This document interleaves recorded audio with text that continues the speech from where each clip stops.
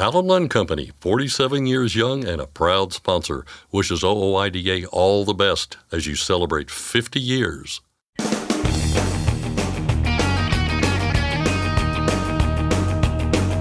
OOIDA, representing America's truckers since 1973, presents Landline Now with your host, Mark Reddick. It's the birthday of the 41st President of the United States, George Herbert Walker Bush. And this is Landline Now. The American Transportation Research Institute is out with a new report that examined the expansion of marijuana legalization nationwide and what effect that's having on the trucking industry. The report turned up some interesting things, and Jeff Short, Vice President of ATRI, joins the show with some of the highlights. Planning on sitting your truck for a few months or maybe firing up the RV for a summer trip? Make a note to do a thorough tire check. Andy McCulloch of Michelin joins the show to remind us what the summer heat can do to our tires, particularly ones that have been sitting idle for a while. And finally, a bill to give Congress access to bathrooms at shippers and receivers is now before Congress. So what's the next step for that measure, and what are its chances for passage? I'll discuss that, plus a hearing involving the Acting Secretary of Labor in the U.S. House with Bryce Mungen of OOIDA's Washington, D.C. office. But first, today's headlines. A busy stretch of interstate in Philadelphia collapses, and it could take months before it reopens. OOIDA calls on a tolling authority to halt plans for toll increases. And a call for help from an organization that helps bring truckers home following tragedy and misfortune. And now, the news with Scott Thompson. Thanks, Mark. Our top story today, a segment of Interstate 95 in Philadelphia is closed indefinitely after an elevated section of the highway collapsed on Sunday. Pennsylvania Governor Josh Shapiro explaining what happened during a Sunday news conference. At approximately 6:20 a.m., a vehicle fire underneath I-95 behind me here caused a portion of the highway above to collapse. At least one vehicle is still trapped underneath the collapsed roadway. Preliminary reports indicate that a commercial truck carrying a petroleum-based product was the source of the fire. Authorities recovered the remains of the truck driver on Monday morning, but say no one else was injured.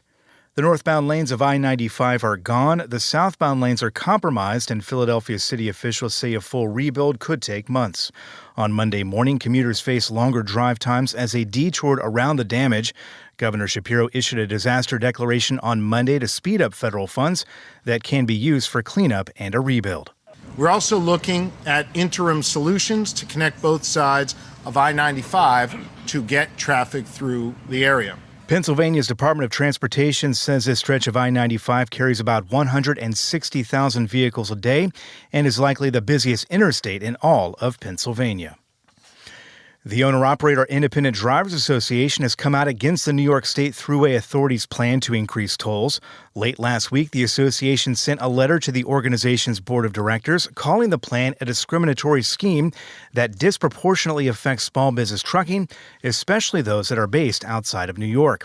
According to the Times Union, the proposed toll increase would be 5% for 2024 and another 5% in 2027 for New York Easy Pass users, with higher costs for drivers who pay their tolls through the mail. But small trucking businesses mostly pay for tolls out of pocket, OOIDA wrote, because the freight rate system seldom provides for reimbursement of toll charges by shippers. As a result, OOIDA wrote that any toll increases will severely impact the bottom line of small trucking companies. OOIDA told the board that the proposal should be abandoned and that it should pursue other ways to fund the Thruway. The Indiana State Police held a commercial motor vehicle enforcement blitz in Newton County last week. They say complaints from the public about overweight trucks prompted it. On June 7th, enforcement officers were out on US 41 and State Route 55 with portable scales checking weights. 20 trucks were weighed, and the Indiana State Police says half were found to have been overweight. A total of 70 violations were handed out. The owner of a truck repair shop in eastern Missouri is facing multiple federal charges, ranging from bank fraud and money laundering to violating the Clean Air Act and witness tampering. Federal prosecutors say Chris Carroll, owner of Whiskey Dick's Big Truck Repair, and his business partner submitted Paycheck Protection Program loan applications in their spouses' names rather than their own names to hide Carroll's status as a paroled felon. They got millions of dollars in assistance, then after receiving that money, did not use it to compensate employees, but rather to start their repair company and take $660,000 for themselves. Prosecutors also allege that Carroll violated the Clean Air Act by removing devices designed specifically to reduce pollution on more than 20 heavy-duty diesel trucks, and when confronted by authorities, asked his employees to take the fall. A federal grand jury indicted Carroll late last week. One LTL carrier that serves the Northeast is acquiring another LTL carrier that does the same. In a news release, RIST Transport said it had completed its acquisition of AMA Transportation. Terms of the deal were not announced. The pairing expands direct service routes throughout New England. RIST says customers shouldn't notice many changes in the operations of either company, if any. Police outside of Lafayette, Louisiana need the public's help tracking down a stolen truck. The St. Landry Parish Sheriff's Office says a 2021 Peterbilt 389 was stolen on Saturday from outside the Quarters Casino at around 4 in the morning. The truck is Viper Blue. Anyone with information is asked to call the St. Landry Sheriff's Office. Truckers Final Mile is asking for help so they can help several families in need. The organization uses donation money to reunite truck drivers with their families in the wake of a death, illness, or injury. In a Facebook post, Truckers Final Mile says they're working to get 3 truck drivers who passed away on the job last week home. Doing that will cost thousands of dollars each, and the charity organization asks that those who can donate do so. Since the group was founded in 2014, they've helped more than 500 families through the worst day of their lives. For more information, check out truckersfinalmile.org. And finally, OOIDA board member Bob Essler was honored over the weekend for his career in trucking. It happened at the American Truck Historical Society Convention and Truck Show in Reno, Nevada. Essler was one of several people given the Golden Achievement Award, which ATHS bestows upon people with 50 consecutive years in the industry. After watching a video laying out his career achievements, he told Landline he's humbled by the honor. Well, I was asked a question, what has trucking done for you, a while back?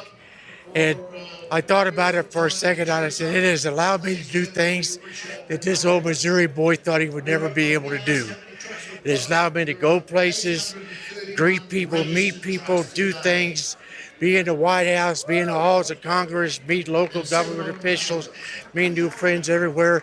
It's just allowed me a world that I've never been able to do. Essler was nominated for the award by OOIDA Executive Vice President Louis Pugh. I love Bob to death. Bob's one of the first people I met when I come to OOIDA as a board member many, many moons ago. And he was head of the nomination committee, still is.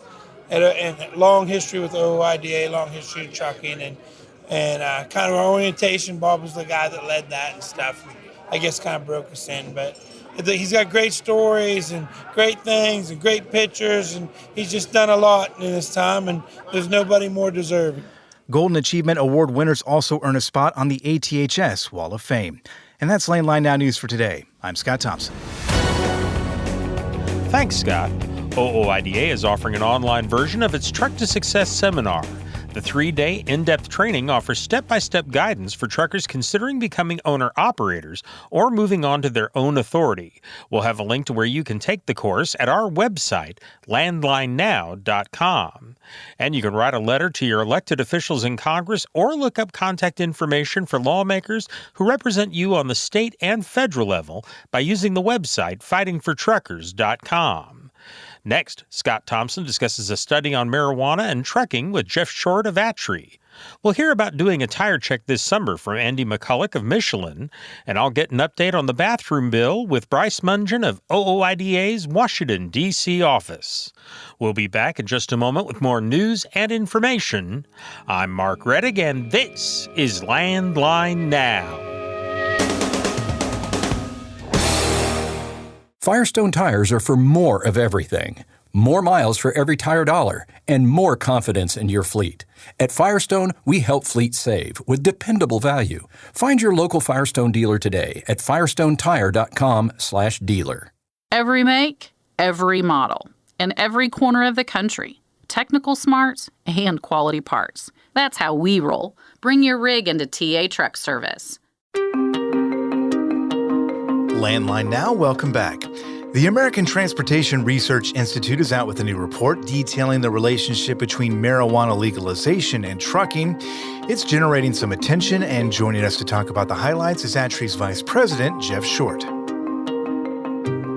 Let's start at the start here. What did you and your colleagues set to find out at the start of this study? To find out what was going on with marijuana, particularly recreational marijuana, what the impact on drivers and motor carriers was, because a lot of folks are testing positive for marijuana, as we see in the Drug and Alcohol Clearinghouse. And at the end of the day, that's removing drivers from the industry, but it's not a test for impairment that's being done. It's a test for past marijuana use. So we wanted to look into that, how that was impacting the trucking industry. And that is a question with a lot of answers. And a lot of these answers that are out there are still kind of coming into shape, obviously, right? With more and more states legalizing marijuana and all the effects that that's going to have, not just on the trucking industry, but on a lot of industries, right? When it comes to, obviously, we're going to focus on the trucking industry here. When it comes to marijuana legalization and highway safety, for instance, I suppose we can start there and we'll kind of make our way down the list here, because there are a lot of things that we're going to have to find out here and figure out over the coming years. But just in terms of highway safety, your report did find a few things, right? Yes. So certainly impairment, using marijuana and then driving any vehicle is not a good thing. It is not safe to do. The level of impairment, they haven't measured that completely. Certainly, it looks like alcohol impairment is going to be far worse. But one of the bigger problems out there is folks driving, and I'm not talking about truck drivers. I'm talking about regular folks on the road driving, using marijuana, and drinking alcohol at the same time. It doubles the impact, if you will, on your ability to operate a vehicle. So certainly it's not safe, but a lot more research needs to be done. Now, the impacts of legal marijuana on highway safety, it's too soon for researchers. They just don't have enough data at this point. There's not a robust amount of data being collected from crash sites that can say, all right, this person was using marijuana and that contributed to the accident, just simply because there's not an impairment test out there. That really is something that needs to change before we understand all of the safety impacts on our highways. As we look at all the challenges that come with legalization, there are a lot of specific ones, I think, for the trucking industry that your report really, hones in on. We should state, obviously, from the jump that even if marijuana is legal in your state, right, federal law prohibits CDL holders from partaking in that particular drug. People obviously are out there, though, and doing this. When you look at the effect that this is having on the workforce right now, and I think maybe more interestingly, what effect it's going to have moving forward here as we, try to keep people in the industry and try to get younger people in the industry, that's going to be a real challenge, right? What did your report find on that? Yeah, the trucking industry really is unique at the national level because we need to follow federal regulations and the workforce has to be tested. It's a requirement that drug tests be taken at certain times when you're entering the industry. 50% of a fleet has to be tested. 50% of drivers in any given fleet has to be randomly tested for marijuana. So some drivers, not the majority of drivers, we did a driver survey. We asked drivers a series of questions, and one of them was, are you allowed to smoke marijuana and be a CDL holder? And of course, the answer is no. You could get tested, and you could have your career severely impacted. But about 25% were unclear on whether, if it's legal in my state, am I allowed to use it or not? So 75% said, yeah, you cannot use marijuana ever as a CDL holder. 20%, roughly 20%, said they were uncertain, and about 5-6% indicated that you can use marijuana, which is incorrect. And that alone right there should be setting off alarm bells about retaining drivers and attracting new drivers to the industry who might not know about the rules and regulations, right? That's true. And then when you look at the alcohol test versus drug testing, Alcohol stays in your system for a very short period of time. Other drugs that are considered generally far more dangerous only stay in your system and are detectable for a couple of days. Marijuana, on the other hand, with the current testing system, could be in your system for weeks and weeks, up to 30 days, they say. So that goes back long enough. It really, at the end of the day, doesn't indicate impairment. It certainly can speak to impairment. That type of test will catch folks who are impaired, but it will also catch folks who aren't impaired. And that, again, has an impact on the driver, certainly who is caught. If they weren't on duty, if they were weeks out from actually driving a truck, for instance, it brings into question the way this is done. Yeah. And we're going to talk about that as well, because your report does have a couple of pathways that could be taken here as we venture into uncharted waters. Before we get there, though, I did want to circle back on something you mentioned there about the driver survey. You also did a survey of carriers. And I just kind of want to ask you what your main takeaways were from each of them. You mentioned the driver part, which I think is interesting, right? About 25%, as you said there, didn't know that they were not allowed by regulation to smoke marijuana or whatever means that they may be taking it. What other things kind of stood out to you there with the driver survey in particular? And then we'll get to the carrier survey after that. Some other items from the driver survey. Drivers are frustrated with the current testing system. 65% said, yes, a marijuana impairment test should replace the current marijuana use test. So that's 65% right there. One thing I was surprised by is with the question, has highway safety been impacted by legalized marijuana use? Only 34% said highway safety had been impacted by legalized marijuana use. We thought that was going to be much higher because drivers are on the road. They have their finger on the pulse of safety and what, in particular, automobile drivers are doing. So that was certainly a surprise to us. Yeah, that is surprising. What about the carriers? What did we learn from the survey there? The carriers are equally concerned and frustrated with the current way things are, and they indicated about the same amount.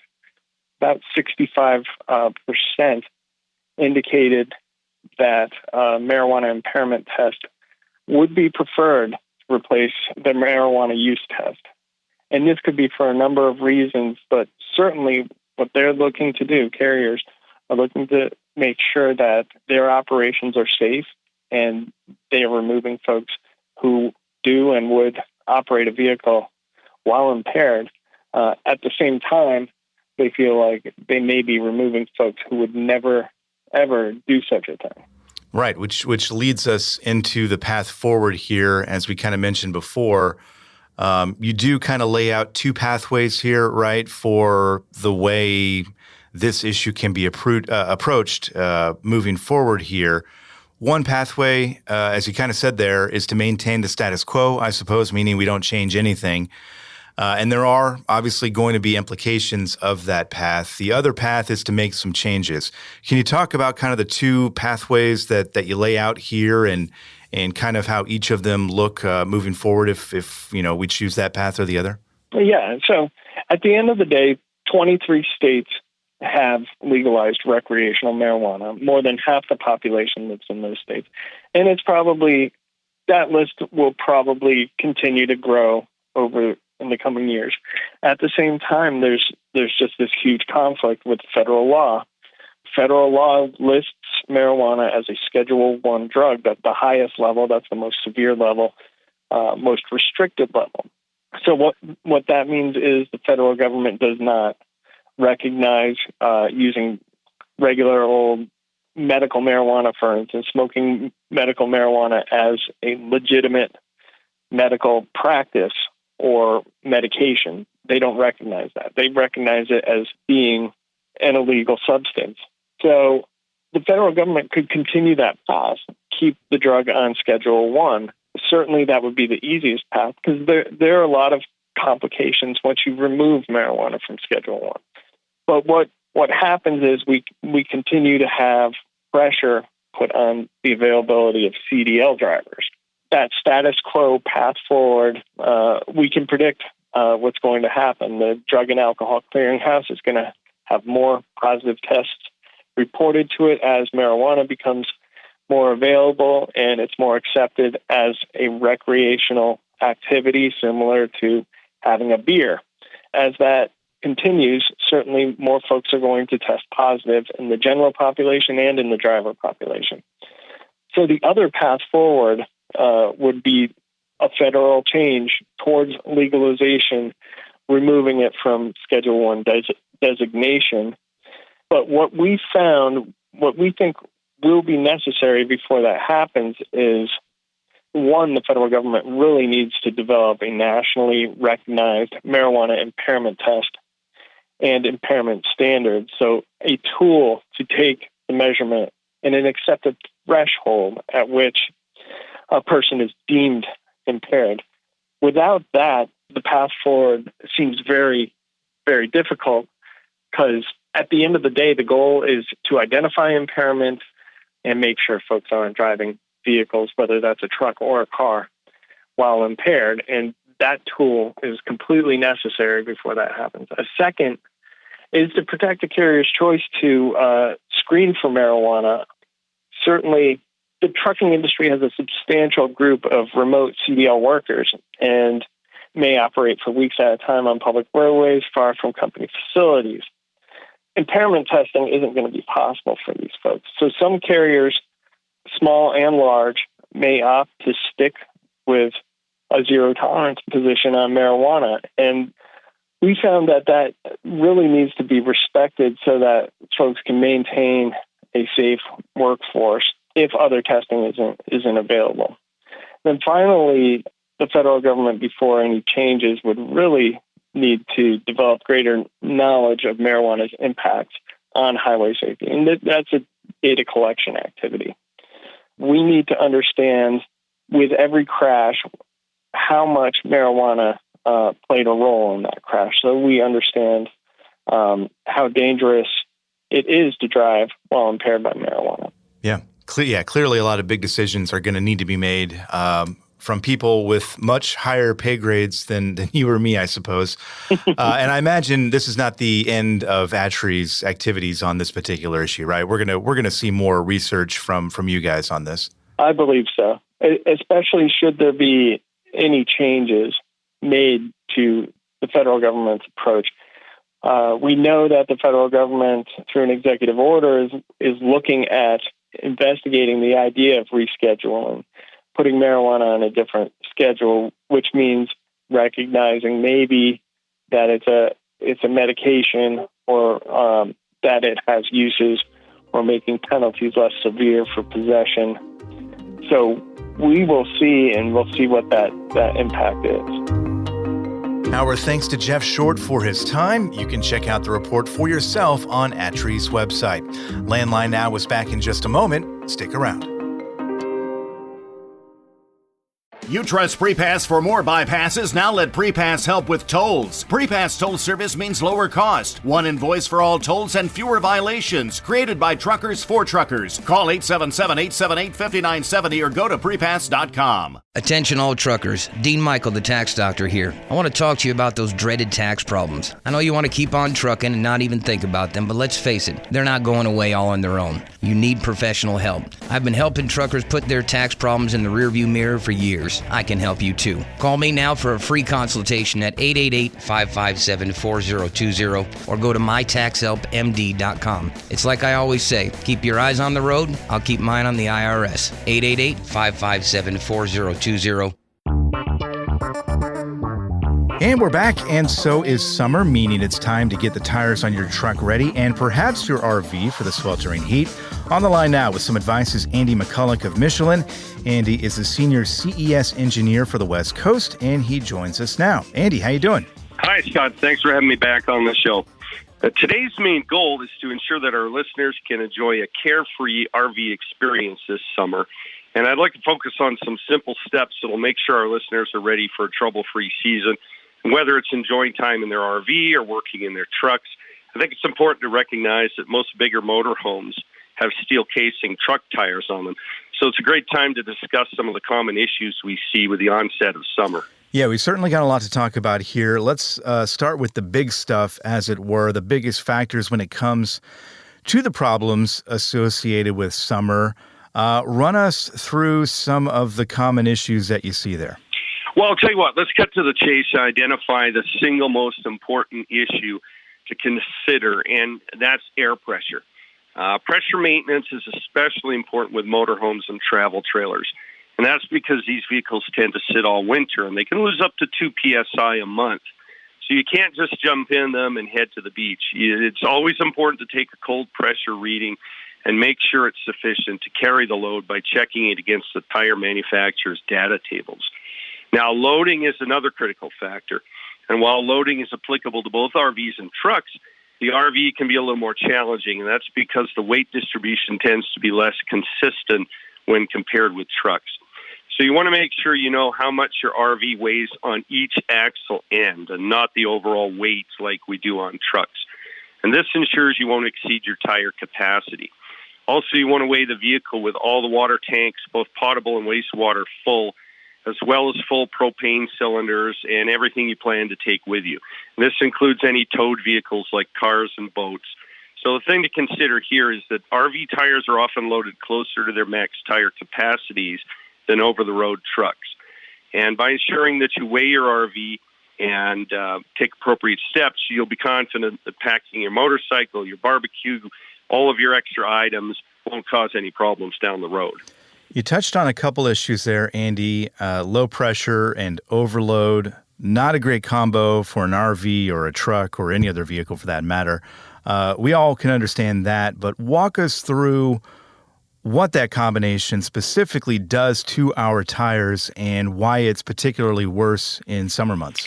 Absolutely, and this issue affects both RVs and trucks alike. Running overloaded because your tires are underinflated usually results in a rapid air loss on a steel casing tire like those found on trucks and RVs.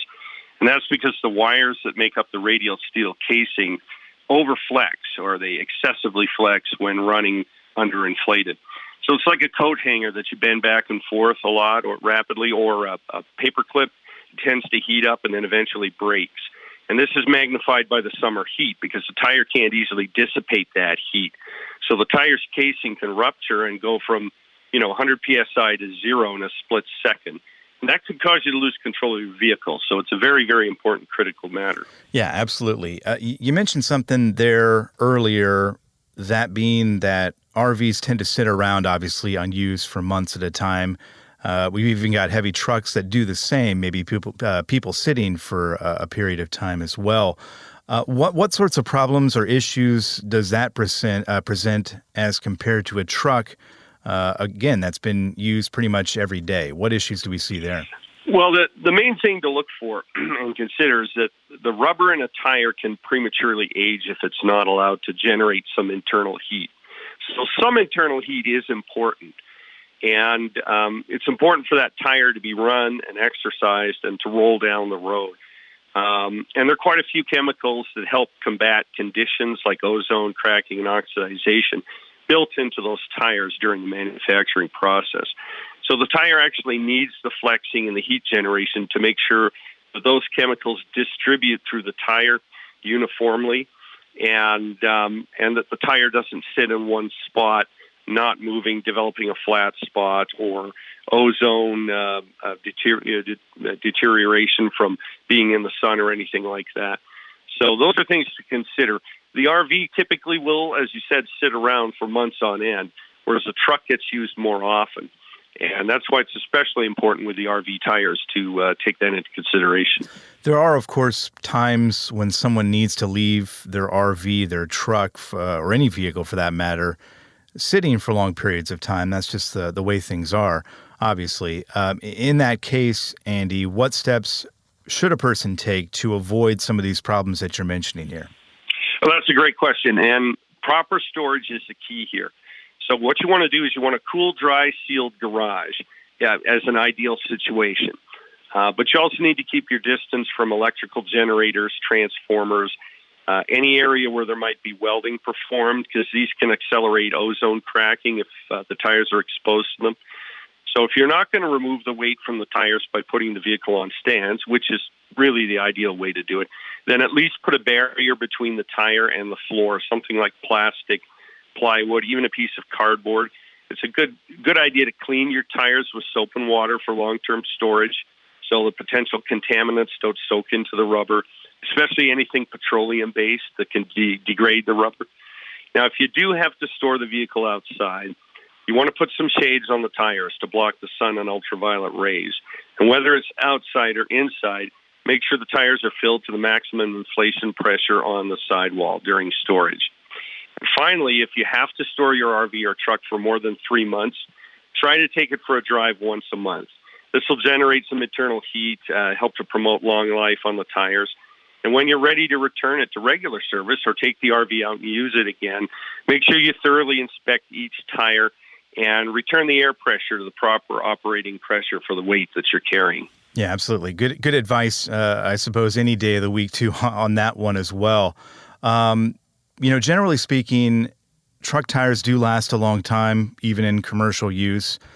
But if we're talking about RVs in particular, the age of that tire could come into question, right, because of the extended periods of time that it's sitting without being used. Sure.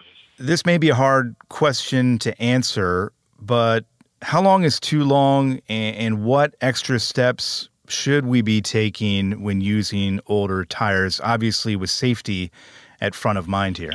Well, because RV tires tend to be older than ones on commercial trucks, I think it's important to understand there are 4 basic rules of operation for extended use that you really need to consider. And a common acronym for this is WISE, W-I-S-E, and that helps you to remember it. And I can break that down for you. So the W stands for warranty. You should know how long your tire manufacturer warranties your tires for. Most manufacturers have a warranty that covers workmanship and materials. This is usually around 4 to 7 years, depending on the manufacturer, and it's usually based on the date of purchase. And this can vary between manufacturers, so make sure to check directly with the manufacturer for details concerning your warranty. Now, the I stands for inspection. Regular inspection is important here, and air pressure checks are critical for both RVs and trucks, especially with added heat of summer, which heat is really the enemy of all tires, excessive heat. So if you're operating your tires over 5 years old, have them inspected by a qualified tire specialist at least once a year. Your tire dealer can help you out with that.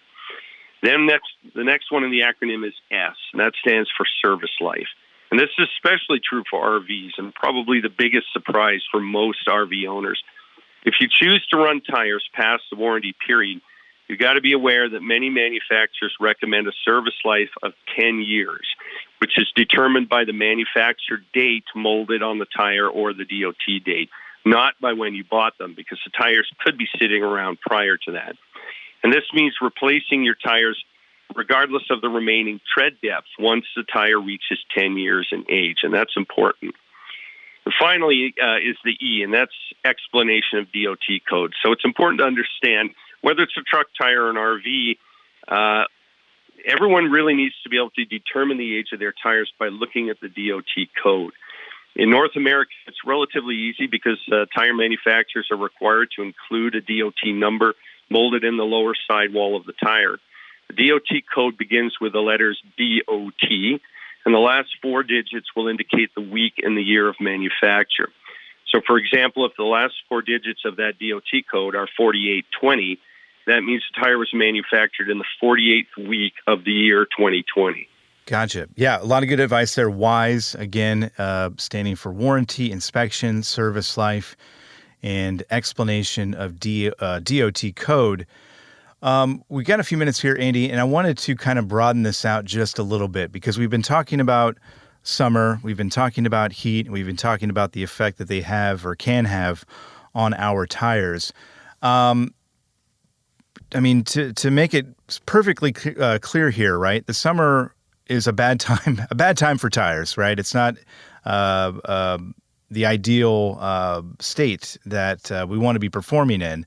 So as we kind of look ahead here and you look to maybe give people advice there about how to make sure that they don't run into problems because of a tire issue, what are some of the things that you would tell people out there? Well, I think some of the main things, the key things to remember and take away, whether it's an RV or a truck, are essentially the same. And that is, remember, the sun and the heat are not your tire's friend. So excessive heat, excessive exposure to sun is not good for the tire. So that's something to consider. And that's whether it's heat generated from a hot road surface or whether it's excessive heat generated from underinflation or overloading. So when it comes to that, remember, keep the air pressure up and your speed down. The most critical thing that you can do with your tires is ensure that the air pressure is adequate for carrying the load. So make sure you check those air pressures and stick to the loading tables and air pressures recommended by the manufacturers. Watch the weight on your tires. Make sure you weigh your vehicle. Again, it should be fully loaded and ready for use. And look at the wheel weights on each end of the axle for your RV. And that will tell you, that will give you an indication of where the air pressure needs to be so you can maintain optimal air pressure for the weights that you're carrying. And finally, watch the application of your brakes. Avoid frequent braking because brake heat's a bigger problem in the summer. So you want to try and avoid riding your brakes if possible. Obviously, there may be some cases where that's not avoidable, but brake heat can be a considerable addition to generating heat. So keep that in mind when driving your vehicle this summer. Yeah, and that was going to be one of my questions because a lot of the things that we're talking about here are going to be taken care of during the inspection process, right? Correct. But in terms of driving behavior, that is something to keep in mind too, right? In not applying brakes too often. Are there other behaviors that maybe people should be changing out there when they're on the road and driving? Well, obviously, you want to watch your speed. Now, certain tires have maximum speed ratings associated with them. They can be anywhere from 65 to 75 miles an hour, depending on the tire and the manufacturer. So we certainly don't want to be exceeding those speed ratings for those tires for any given amount of time. That can generate an excessive amount of heat as well and cause issues. If it's something very short term, for instance, passing a vehicle, that's not a big consideration, but extended high-speed driving that exceeds the speed rating of the tire is definitely not good. And again, watch the use of brakes. So if you're driving down a mountain hill, you want to be careful about riding your brakes all the way down to slow the vehicle back. You should try and use your engine braking to slow the vehicle instead. Not only will it extend the life of your brakes, but it certainly helps reduce the amount of heat that's generated by the brakes and transmitted to the tires themselves. Great information, Andy, and great advice as always. We appreciate it, and we'll talk to you again next time, all right? Thank you, Scott. Look forward to it. Our thanks once again to Andy McCulloch of Michelin. We've got to take a break, but Landline Now is back right after this short commercial break. We'll see you on the other side. Today's rising costs affect everyone. Replace your harmonic damper with a genuine VibraTech TVD viscous damper to prevent costly repairs and downtime. Keep your money in your pocket and your truck on the road with VibraTech TVD. Recommended replacement at 500,000 miles or 15,000 hours. Since you started, what you've loved about trucking is the freedom. Heading out on your favorite route, a good driving song, and thinking about truck insurance. Well, maybe not that last one. That's why we're here. At OOIDA, we have a full range of truck insurance products, expert advice, and great customer service, helping you get the right coverage for your operation. Go to OOIDA.com because your job is to drive. Our job is to help with everything else. It's tested and proven. Burn 2.1% less fuel when you balance all wheel ends with Centromatic. Call 800-523-8473 to get the OOIDA discount. Landline Now. Welcome back.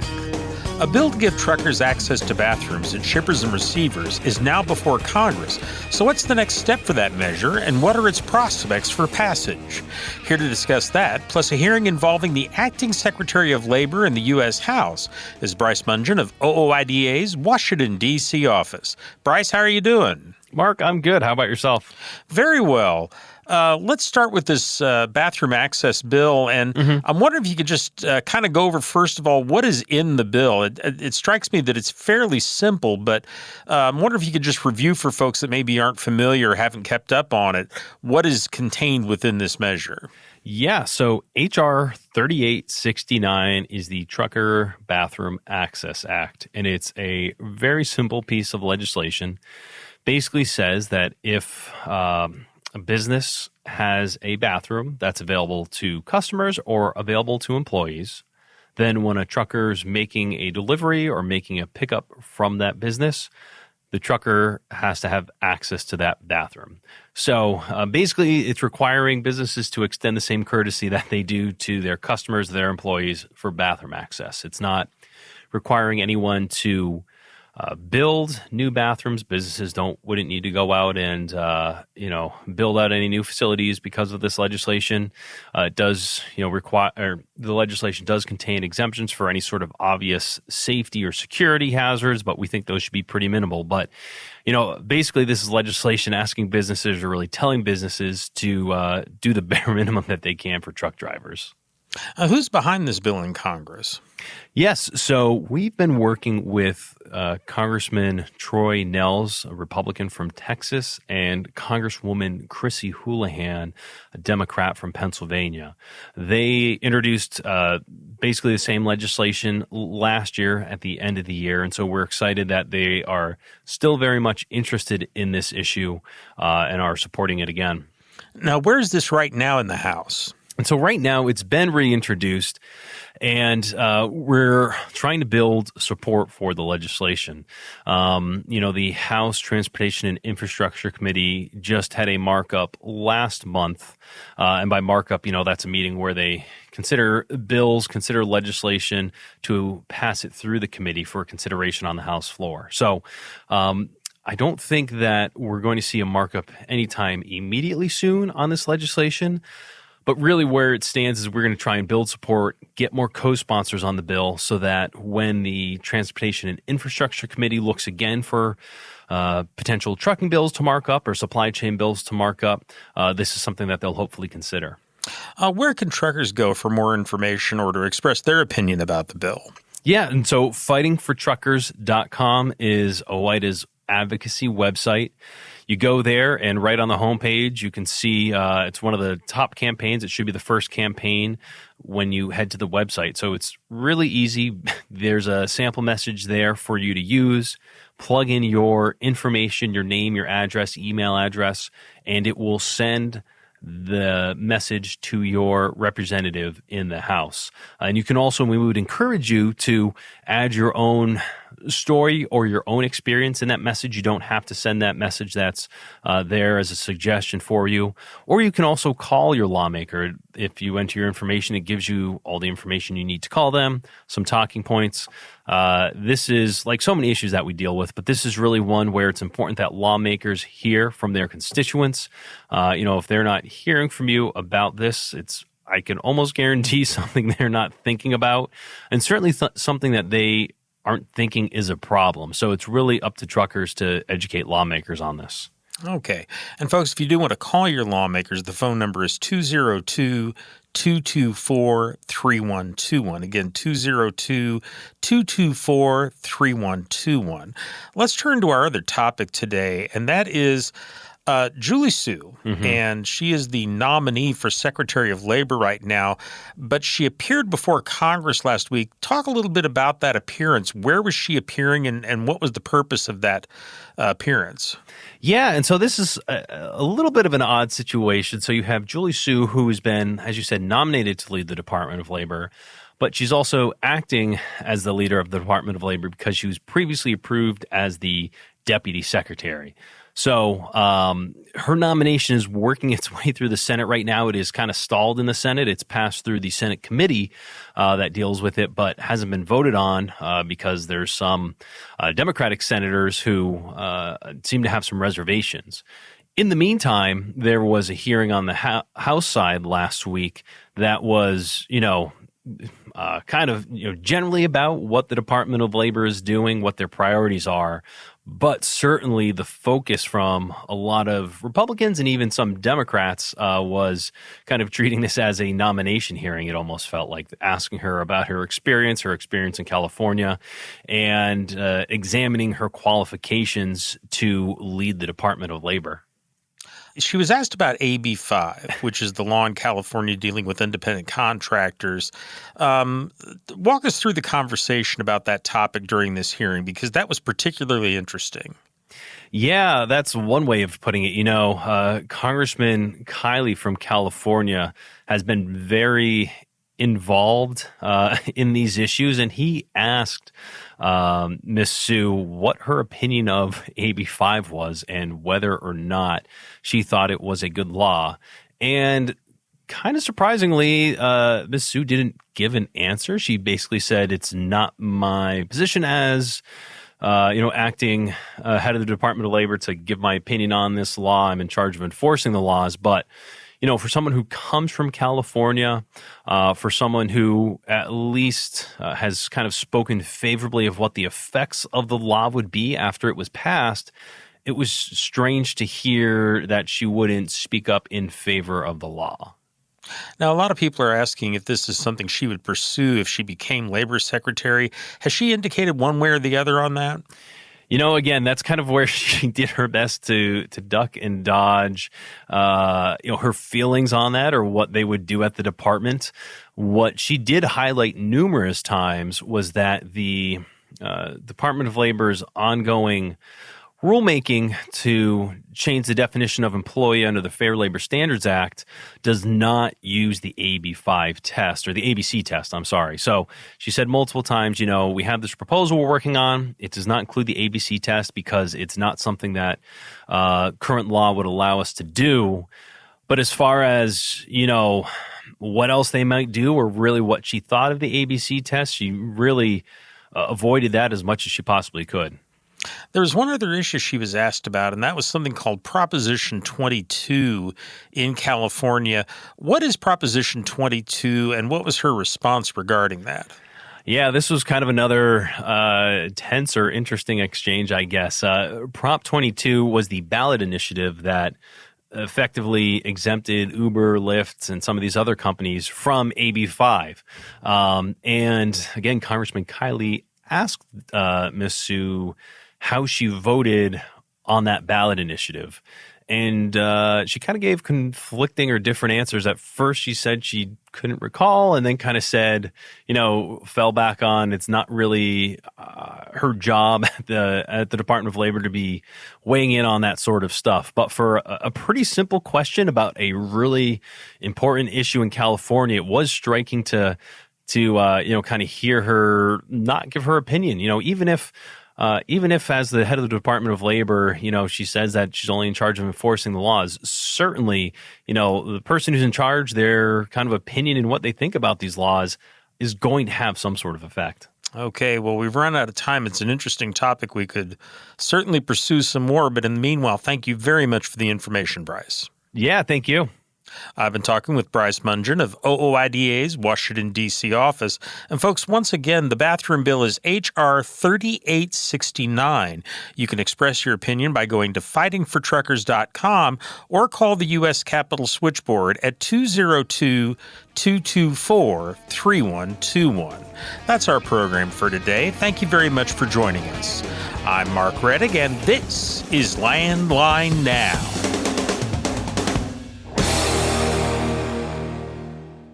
Penske owns and operates some of the best-maintained vehicles on the planet. Our used trucks come with a 5-year maintenance report and pre-sale inspection. So if you're in the market for a top-quality pre-owned truck, look no further. Search our inventory today at PenskeUsedTrucks.com.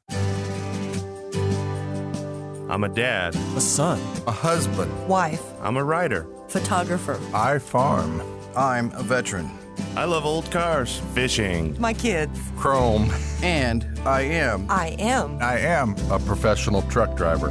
And together we are OOIDA. OOIDA was founded by truckers to stand up and speak on behalf of truckers. We've done that by combining the individual voices of our members into a single, powerful voice. Protecting your interests, defending your rights. Join us. Make your voice heard. Join OOIDA, the Owner-Operator Independent Drivers Association. Call 1-800-444-5791 or visit ooida.com.